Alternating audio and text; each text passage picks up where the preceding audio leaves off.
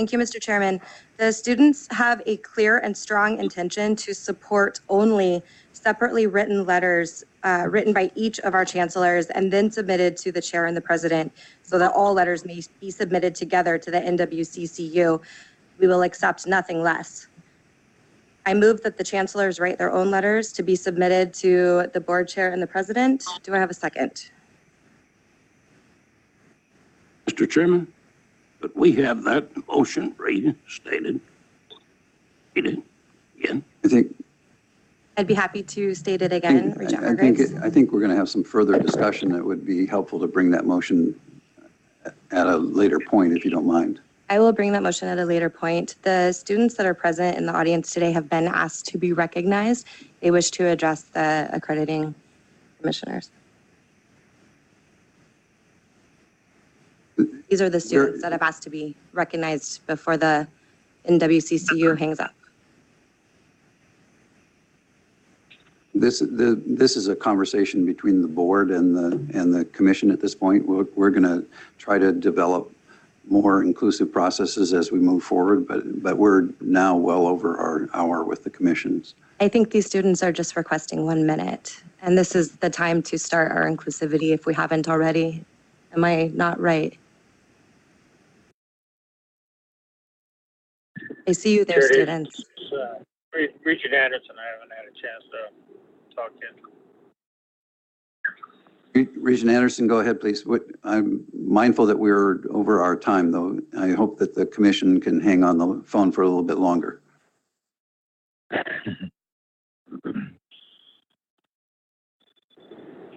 Hey, go ahead, Regent Anderson. Go ahead.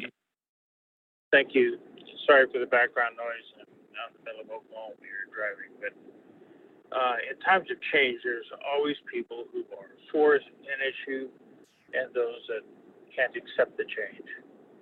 And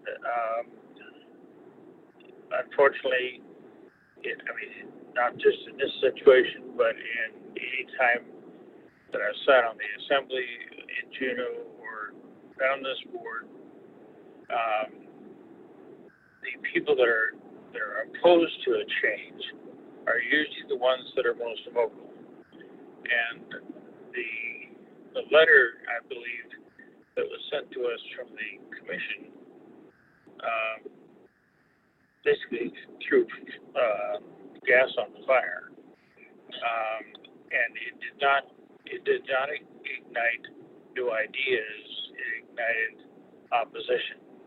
And to that point, I would just like to say, ask the commission, can they be more explicit in what more we could have done? I've listened to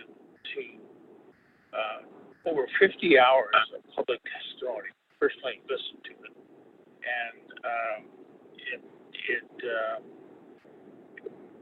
we've had hundreds of emails.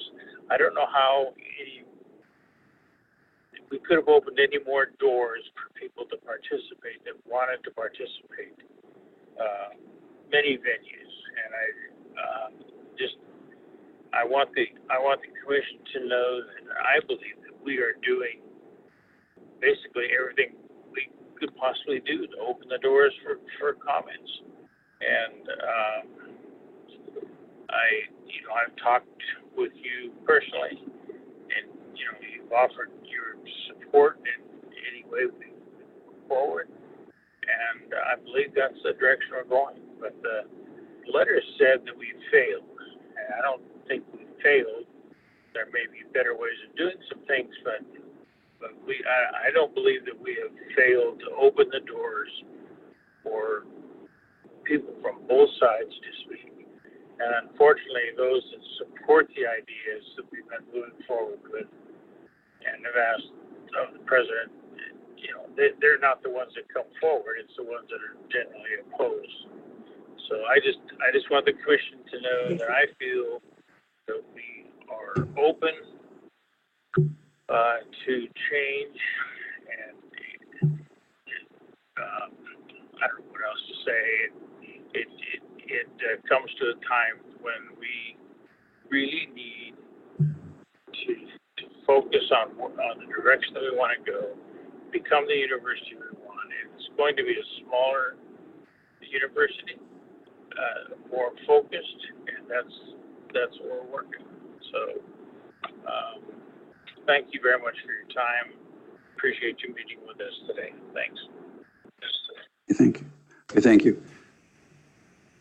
I will call the students up. I really want you to keep it very, very brief, if you would, like about 1 minute. Mr. Chair, point of order. This is an emergency meeting call for the discussion with the Commission and the Regents. I understand that. We're going to take about a minute for the input from the students here, and then we're going to move on. My name is Daniel Vaziri. I'm a student here. I came from California, lived in 5 other states. So I want to read up some points that I've noticed, at least while sitting in the back over there. It's frustrating how everyone keeps mentioning students. We are students and we are not being heard. Students are not happy. Students are not comfortable with what is happening. The academic review committees have not included students' input to the extent that they should have. I've heard from multiple students throughout most of the committees, not all of them, I don't want to exaggerate, that their voices have not been heard. In my committee, I was on the athletics one, our voices have been heard. We were called on actively to speak and to voice our input. We as students cannot heal in this process. It was said we cannot heal as it is going, we cannot heal as we believe it is going, or from the letter from the NWCCU. We as students believe we are at the tipping point. I want to stress that. We are at the tipping point. We are deficient in our leadership, not in our budget. Our budget has been confirmed. There has been some side contracts or whatever you want to call it, but we are not deficient in our budget. We know the number that we have to cut. That is set right now, but we are not our leadership is not stepping up for us as students. And my last point, at least, is I noticed that sitting in the back there, the other regents were acknowledged before our student regent. Our student regent is our voice to this board. We have the right to have a voice on this board, and she is not being recognized. Her hand was up before many of the other regents and was not acknowledged, was not even looked at. That's it for me. Do you guys have anything to say? Yeah. Okay. Yeah, I'd just like to continue those sentiments. I was on one of the working groups as well, and I find it hard to believe that 3 students are supposed to be the entire voice for this entire process. I would challenge all of you to go down to MBS and pick a random student and ask them to explain this process to you. And I don't think they can. And that needs to be changed. And we are here, we're all a part of ASUAF. I'm the government relations director. We have the VP and president. We are here to help with that process, but in very few opportunities have we been given that. So I would extend that invitation, come to us, and we can work together in ways that we haven't been so far.